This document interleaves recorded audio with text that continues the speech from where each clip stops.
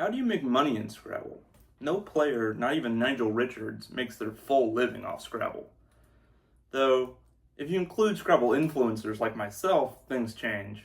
YouTube personally sends me a $12 million check for every view one of these videos gets.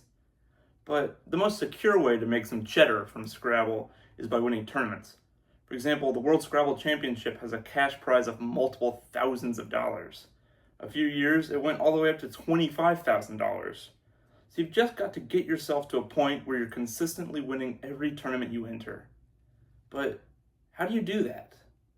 Well, for a first step, I would recommend learning the foreign currencies.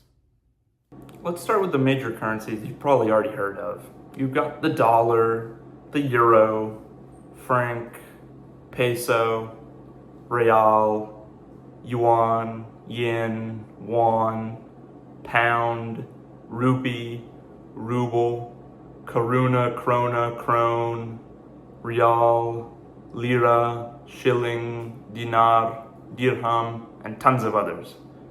Of course, what this map really shows is the aftermath of colonialism. It is apparent where Britain, France, Spain, and Portugal went, plundered all their resources, made them use the shilling, franc, peso, and real, and then stopped using those currencies themselves. It's kind of like how Britain went to war with half the world to get spices and then doesn't use them in its food. Let's take a look at a handy-dandy tier list I made showing the currencies based on how cool their name is / how useful they are in Scrabble. Let's start with all the ones we just took a look at. As you can see, most of them are pretty boring. Let's see some more. Starting with the boring tier, we've got the El Salvadorian Bitcoin. Yes, it is an official currency of El Salvador. The Afghani, the Bolivian Boliviano. Come on guys, you can be more creative than that. In the alright tier, we've got the Peruvian Sol, the Honduran Lempira, the Paraguayan Guarani, the South African Rand, the Bangladeshi Taka. In the pretty cool category, we've got the Vietnamese Dong. It's not actually that useful in Scrabble, I just thought it was funny. Vanuatu's Vatu, the Equatorial Guinea's Equele, Malawi and Zambia's Kwacha, the Maldivian Rufia, the Bulgarian Lev, the Eritrean Nakfa, the Tongan Paanga, the Mongolian Tugrik. As you can see, these currencies are more likely than the average Scrabble word to use V's, K's, W's, and double A's in interesting ways. And for the goated tier, we've got Bhutan's Ngultram. For one, it's a bingo. It offloads multiple U's, and it's got a rare NG start. We've got the Polish Grossi. It's got a big score with that Z and the Y.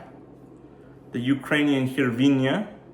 One, it's a bingo. Two, it's very consonant heavy. If you've got a rec that's just got consonants, you can play this. It's also got the heavy hitting H, Y, and V.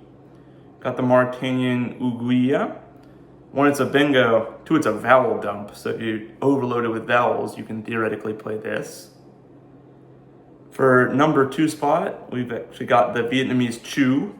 It's a 2-letter word. It's got the rare X start, and it allows really big scoring overlap plays, especially if you can get like the triple letter. And for the number 1 spot on this list, we've got the Polish Zloty. For one, it's got the rare Z start. It allows really big scores if you can get that Z onto a power tile. Also, it sounds and looks very cool.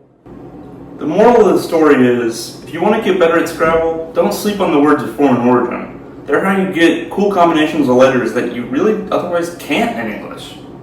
The other moral of the story is, Poland is the GOAT! Pro Yasti! Niech Polska! Have a nice day! Yeah, Poland! I love Poland!